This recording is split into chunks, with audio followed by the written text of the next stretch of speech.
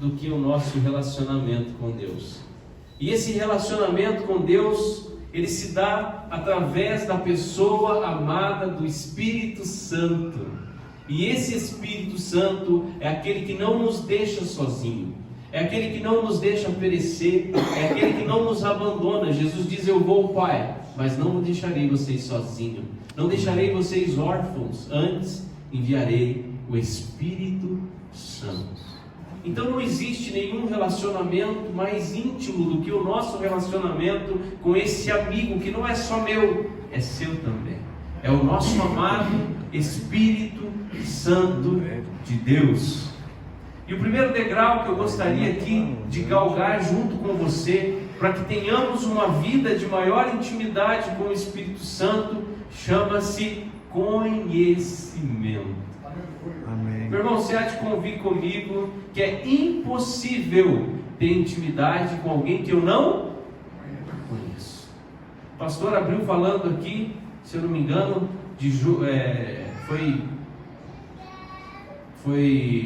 qual que foi o versículo mesmo, pastor? Lembra? Foi Josué 1:8, isso? Não te aparte da tua boca o livro desta lei, antes medita nela de dia e de noite. E a palavra de Deus diz isso no Salmo de número 1. Eu creio que Josué tirou dali, não foi? Do Salmo de número 1, ou Davi, quando escreveu, tirou dali, onde ele diz ali que é bem-aventurado, isso é feliz, contente, o homem ou a mulher que não anda segundo o conselho de ímpios, que não se detém no caminho de pecadores, que não se assenta à roda de escarnecedores, antes tem o seu prazer e nela medita. Davi aprendeu direitinho. E nela medita de dia e de noite. E ele diz que aquele que medita na palavra de Deus de dia e de noite será como uma árvore plantada junto a ribeiro de águas, que dá o fruto na estação própria, as folhas não caem, e tudo quanto fizer prosperará. Aleluia. Irmão, nós precisamos sim buscar o conhecimento de Deus. O conhecimento de Deus é a resistência que nós vamos obter para resistir aos ataques deste mundo tenebroso. Olha em volta, olha como é que está o mundo. Outro dia, assistindo pela televisão ali com a minha filha, a gente estava assistindo no YouTube alguma coisa que ela gosta, e aí vem aquelas propagandas, não é verdade? E eu me lembro que agora, essa semana mesmo, essa propaganda tem se repetido muito. É de uma propaganda de remédio para tosse. E quando mostra ali a criança ou está com dois pais, ou está com duas mães, ou está com uma mãe solteira, ou está com um pai solteiro. Eu não vi nessa propaganda nenhum casal junto com o seu filho. Então nós estamos percebendo que aos poucos o inimigo vem tomando o espaço que de fato é seu. O mundo jaz no maligno. E para nos proteger de tudo isso, ninguém mais importante do que o nosso amigo, companheiro, o nosso amigo mais íntimo, chamado Espírito Santo de Deus. Precisamos diariamente renovar a nossa mente no Espírito Santo de Deus. Estamos vivendo dias difíceis, dias tenebrosos, dias que se aproximam, a gente vê aí vertiginosamente do fim. Nós estamos percebendo aonde a sociedade está caminhando. A sociedade está caminhando para o fim, aonde a família já não é mais importante, aonde os princípios cristãos já não são mais importantes para o mundo. Mas para nós que estamos na igreja, o mais importante é ouvir, aprender e praticar a palavra de Deus. Bem-aventurado, feliz, contente, o homem ou a mulher que não anda segundo o conselho de ímpios, não se detém no caminho de pecadores, não se assenta à roda de escarnecedores, antes tem o seu prazer na lei do Senhor, e nela medita de dia e de noite. Você será como uma árvore plantada junto a ribeiro de águas, que dá o fruto na estação própria, as folhas não caem, e tudo quanto você fizer prosperará. E nós estamos vendo também o caminho do ímpio. Ele diz assim: não é o ímpio, mas como uma moinha que o vento espalha. Pelo que o ímpio não subsistirá no juízo, e nem o pecador na congregação do justo. Porque Deus conhece o caminho do justo, mas o caminho do ímpio perecerá. Nós precisamos sim desenvolver uma vida de intimidade com o Espírito Santo. E para que isso aconteça, nós temos que meditar na sua palavra. Esse aqui é o manual de vida do ser humano. Esse aqui é o manual de vida do cristão. Às vezes nós buscamos a Deus pedindo respostas, e às vezes as respostas estão bem aqui. Às vezes nós não precisamos orar para pedir alguma resposta de Deus. Basta conhecer o que Ele diz na sua palavra. Não se conforme com este mundo. Enche-se do Espírito Santo. Nós precisamos conhecer o Espírito Santo. A palavra de Deus diz em 2 Timóteo 3, 16 e 17, falando da Bíblia, ela diz assim que toda palavra divinamente inspirada é proveitosa para ensinar, para repreender, para corrigir, para instruir em justiça, a fim de que todo homem e toda mulher seja perfeito e perfeitamente habilitado para toda boa obra. Amém. O Espírito Santo nos habilita para toda boa obra, desde que nós venhamos a meditar na sua palavra de dia e de noite. Querido, você sabia que o teu espírito, ele tem acesso direto ao Espírito Santo de Deus? Amém. Eu tive uma experiência com Deus no ano, acho que se eu não me engano, de 2021. Eu lembro que era assim um dia, se eu não me engano, 30 ou 31 de março, não, abril, 30 ou 31 de abril. Eu lembro disso porque era 1º de maio, o dia seguinte era um sábado. E eu me lembro que naquela ocasião eu passei mal durante o dia no trabalho, comecei a sentir uns calafrios muito grandes, no pico da Covid. E eu lembro que eu estava ali bem abatido, prostrado. Naquele dia trabalhei com bastante dificuldade. E eu tive uma experiência na madrugada com Deus extraordinária. Eu lembro que cheguei em casa, eu estava assim, muito debilitado. E eu cheguei em casa, nem banho consegui tomar. Falei para minha esposa, eu preciso descansar. Fui para o quarto, e eu sou muito encalorado para dormir. Dificilmente eu durmo com 2 cobertas, porque até agora no frio não consigo. Eu sou demais. E naquela tarde eu cheguei em casa tão prostrado, que eu falei para ela, eu vou descansar. Coloquei uma calça de moletom bem grossa, um roupão de microfibra e umas 3 cobertas em cima de mim, e não conseguia sentir calor no meu corpo. Me encolhi na cama. Naquela madrugada, eu escutei assim, no meio da madrugada, uma voz falando, vai orar! E o Espírito Santo abriu a minha visão, para que eu enxergasse uma conversa entre o meu Espírito e o Espírito Santo. Foi um negócio surreal. Eu me lembro que eu escutei, vai orar, e o meu Espírito, enquanto eu dormia, conversando com o Espírito Santo, disse assim a ele, eu preciso acordar primeiro. E eu me lembro que o Espírito Santo disse para mim, em espírito, não, eu quero que você orar desse jeito. E eu saí do quarto em espírito. Eu vi o meu espírito saindo do quarto, eu em espírito, eu, entendendo todos os sentidos ali. Eu fui até a sala onde eu costumo orar. Tem uma janela na frente do meu sofá, é ali que eu oro. Quando eu cheguei na sala, assim, naquela madrugada, a noite lá fora, escura, uma tempestade muito, muito grande. E eu me lembro que a tempestade era tão grande que levantava a cortina da sala e arrastava as cadeiras que estavam na cozinha. E eu lembro que eu fiquei olhando para aquela tempestade durante alguns segundos, e quando eu dobrei os meus joelhos para orar, veio de fora uma fuligem. Eu não sei descrever, é algo muito estranho. É como se fosse uma fumaça. E eu lembro que aquela fuligem entrou pela janela e parou em cima da minha cabeça. E quando aquela fuligem estranha parou em cima da minha cabeça, eu olhei para cima, levantei a mão e disse, eu não aceito isso. E eu repreendo, em nome de Jesus. Aquela fuligem sumiu, a tempestade passou e eu despertei. Eu despertei sem entender o que estava acontecendo.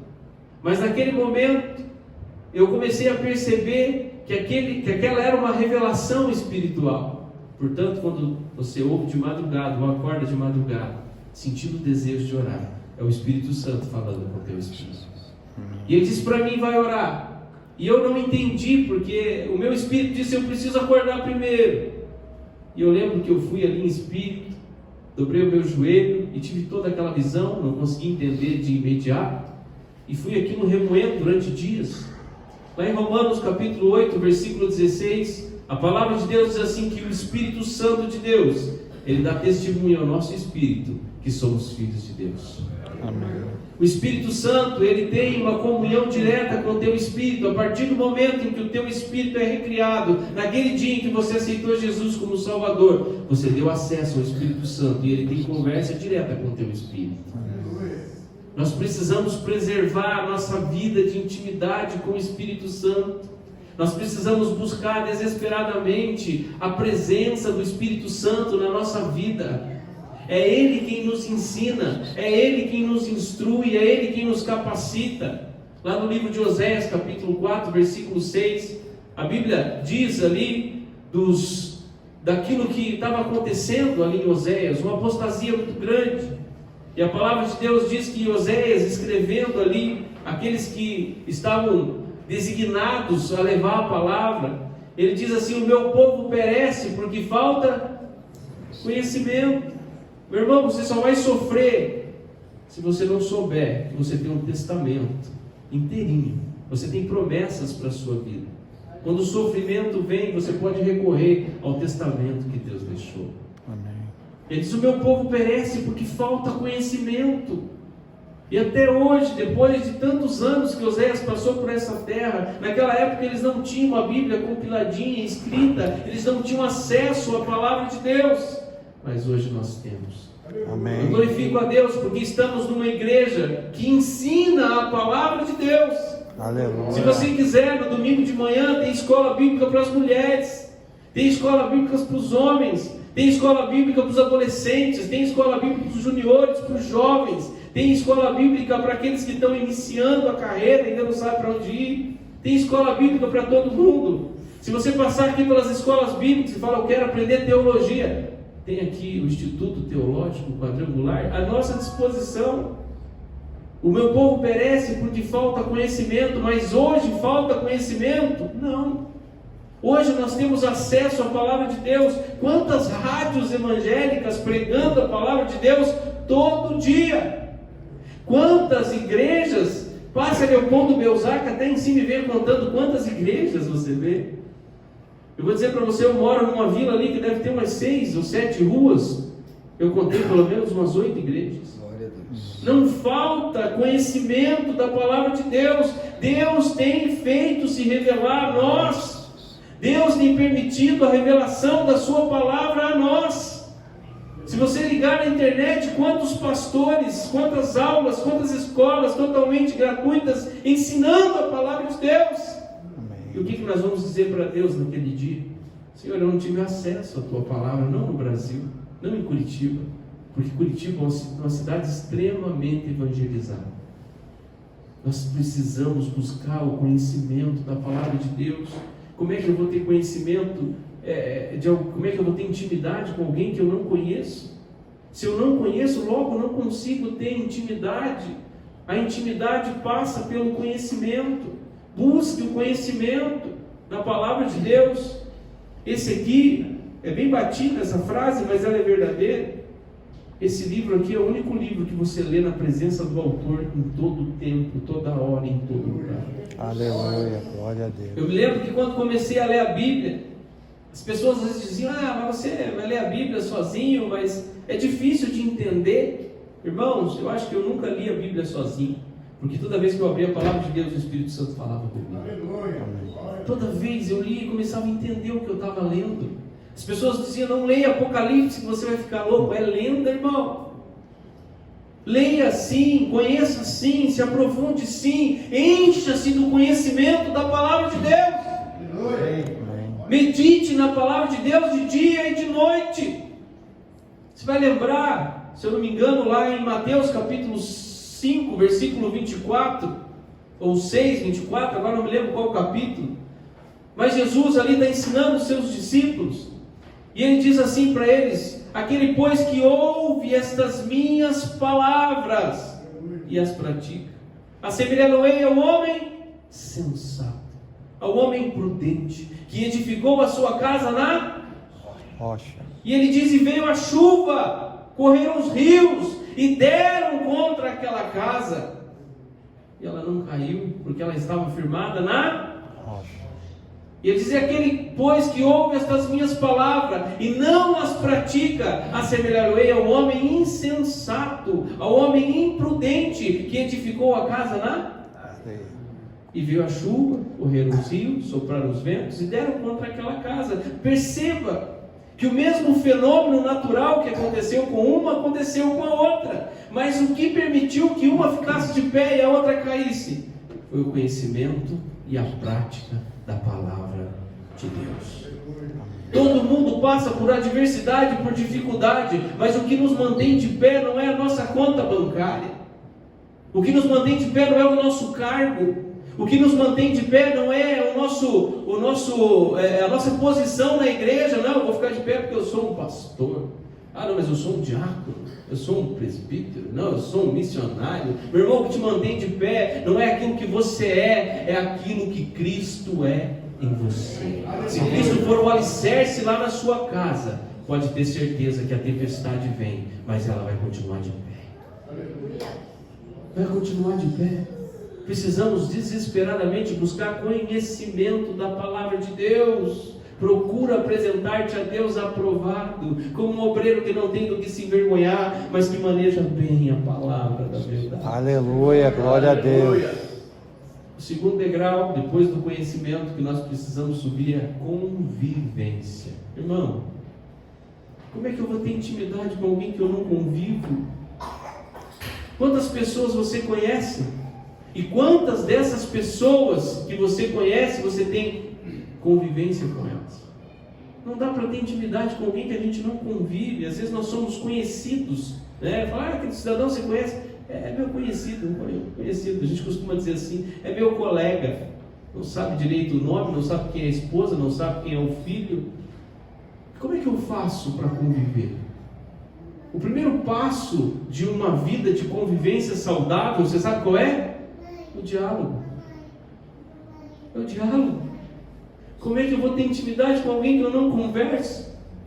Você sabia que a maioria dos casamentos que acabam, isso acontece porque o casal já não conversa mais? Porque o marido já não ouve mais a esposa? Porque a esposa já não ouve mais o marido? Porque eles não conseguem dialogar? Um relacionamento sem conversa, um relacionamento que não há interação, ele está fadado ao fracasso. Nós precisamos conviver com o Espírito Santo. Que hora você sai para o teu trabalho? Pode dizer, mas eu não tenho tempo de orar. Poxa, eu não tenho tempo. Eu sou muito ocupado. Meu irmão, Deus é a fonte de toda sabedoria. Amém. Como é que você vai sair da tua casa sem conversar com Ele? Antes de sair de casa, eu dobro o meu joelho e falo: Senhor, eu não sei quais são os desafios que eu vou enfrentar hoje, mas a tua palavra diz que toda boa dádiva e todo dom perfeito vem do alto, descendo do Pai das luzes, em quem não há mudança nem sombra de variação. O Senhor é o dono de toda a sabedoria e eu preciso dela para o dia de hoje. Conversa. Como é que você vai ter intimidade com alguém que você não conversa? Como é que você vai ter convivência com alguém que você não conversa? Como é que você vai conviver perto de alguém que você não fala? Oração. Eu não sei que hora você levanta para ir para o seu trabalho, mas procure levantar uma hora antes. Dedique um tempo para falar com Ele. Diga para Ele quais são os desafios que você vai enfrentar. Diga a Ele quais são os desafios que você está enfrentando. Se você quer ter uma vida de intimidade com Deus, você precisa conversar com Ele. Eu costumo dizer o seguinte: não seja um amigo chato. Você sabe aquele amigo que se aproxima de você, você conversa com ele por 2 horas e tudo que você consegue falar é oi e tchau? As outras 1 hora, 59 minutos e 30 segundos foi ele quem falou? E ele não deixa você sair da conversa, ainda quando você fala: eu tenho que sair, não, espera um pouquinho que eu estou terminando. E ele vai falando. Parece o Galvão Bueno numa final de campeonato, não é?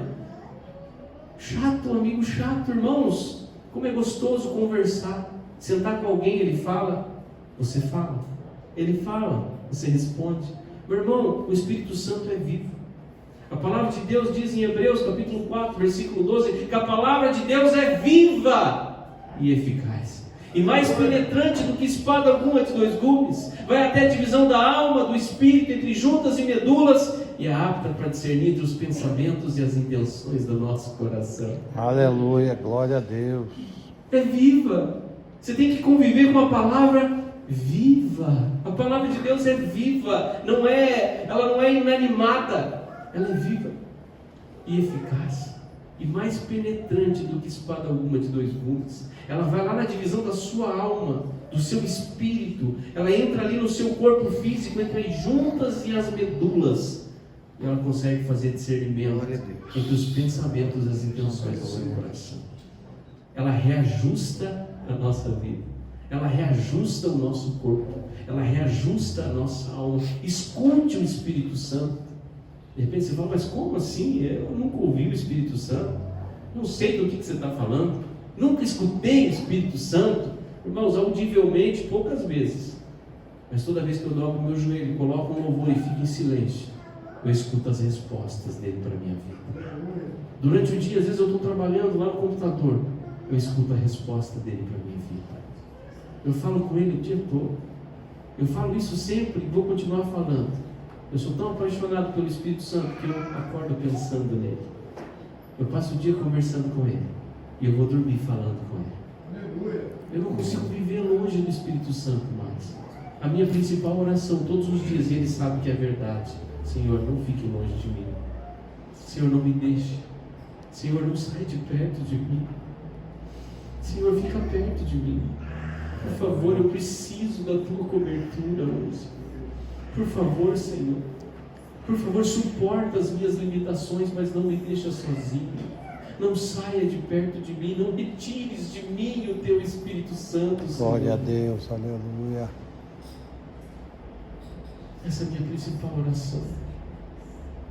Olha, queridos, eu tenho um temor no meu coração muito grande. O principal temor que eu tenho não é de perder um ente querido, é de perder a presença do Espírito Santo na minha vida. Aleluia. Eu amo de tal maneira que eu quero ele perto de mim o tempo todo. A presença do Espírito Santo vai nos aperfeiçoando. Você sabia disso? Amém. As más companhias corrompem os bons costumes, a palavra de Deus diz. Mas as companhias boas, elas nos doutrinam e nos ensinam. O Espírito Santo é a melhor companhia que você pode ter. Aleluia. Gálatas capítulo 5, versículo 22, fala do fruto do Espírito. A Bíblia diz daquilo que ele começa a produzir em nós, através de uma vida de intimidade com ele. A palavra de Deus diz que o fruto do Espírito é amor, alegria, paz, paciência, benignidade, bondade, fidelidade, mansidão e domínio próprio. Quando nós passamos a conviver com o Espírito Santo, nós nos tornamos aquela árvore lá do Salmo de número 1, plantada junto a ribeiro de águas. A Bíblia diz que quando nós cremos em Jesus, quando nós acreditamos, rios de águas vivas fluem do nosso interior. E todo aquele que está plantado junto a ribeiro de águas, ele experimenta o fruto do Espírito. Você é uma árvore frutífera, e você passa a produzir, quando você anda com o Espírito Santo, fruto de amor. As pessoas chegam, perto de você desanimadas, as pessoas chegam perto de você desiludidas, mas você tem fruto de amor para elas. Elas chegam tristes, abatidas, desanimadas, porque é isso que o mundo está produzindo. Você tem fruto de alegria. Elas chegam ali, com a vida toda errada, uma tempestade gigante, uma palavra você produz na vida dela, fruto de paz. Elas chegam ali irritadas, mas você produz fruto de paciência. Elas chegam desanimadas, você tem fruto de benignidade, de bondade. O mundo não tem mais fruto de fidelidade. Hoje ninguém é de ninguém. O ser humano é que nem lata, se um chuta, o outro cata. Mas o Espírito Santo te valoriza. Ele valoriza você e tudo o teu ser. Amor, alegria, paz, paciência. Você já notou como é gostoso conversar com alguém cheio do Espírito Santo? Você já se aproximou de uma árvore frutífera? Você já viu, por exemplo, uma mangueira, aquela que está derrubando manga? E você vai perto daquela mangueira, puxa uma manga daquela e consegue comer aquela manga bem docinha, a maçã, aquela laranja, um pé de pocã. Não é uma delícia? Quando você passa a conviver com o Espírito Santo, você se torna uma árvore frutífera. As pessoas se aproximam de você e elas começam a se alimentar do fruto do Espírito Santo. Aleluia. Ele é o nosso melhor amigo. Ele é o nosso companheiro. É Ele quem nos ensina. Você sabe que às vezes é chato andar com o Espírito Santo? É verdade. Não é tão simples. Sabe por quê? Porque Ele é perfeito. E às vezes a perfeição dele nos constrange.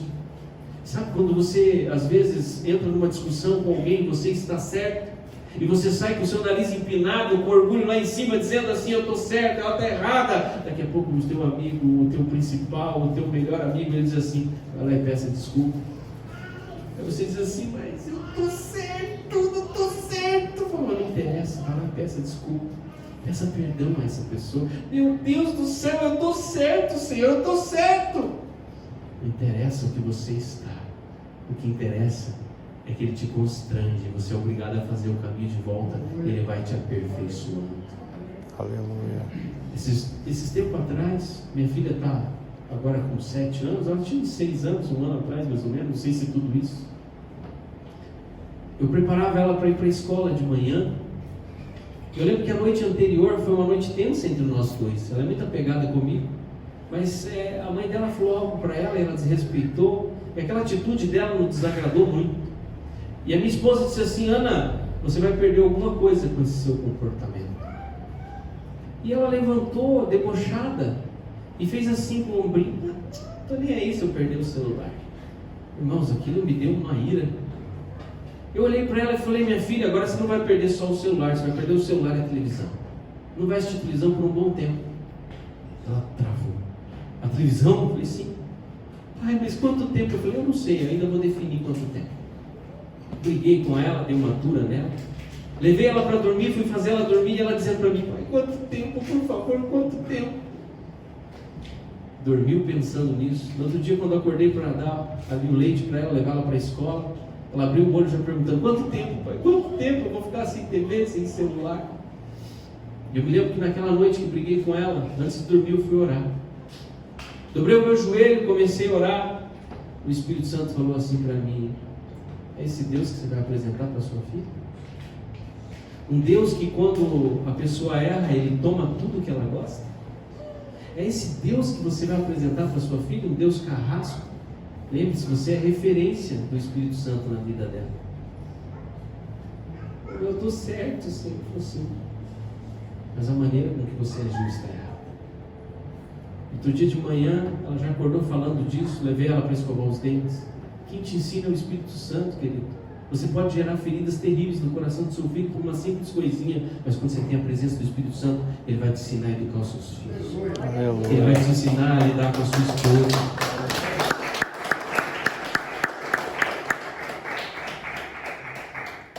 Chamei ela de manhã, depois do constrangimento do Espírito. Falei: filha, você merece a televisão e o celular de volta? Ela me disse assim: não. Eu falei: é verdade, você não merece. Mas eu quero dizer algo para você, filha. Eu sei que você olha para mim e tem a referência de um herói. É como se eu fosse Deus na sua vida, porque a filha, os filhos veem o pai dessa forma, principalmente quando eles são pequenininhos. Eu falei: mas eu não sou Deus, filho. Eu sou muito aquém de Deus. Eu sou pecador. Eu erro. Ela regalou o olho. Eu falei: sim. Eu minto. Eu falei: sim. Eu cometo coisas que desagradam o coração de Deus, minha filha.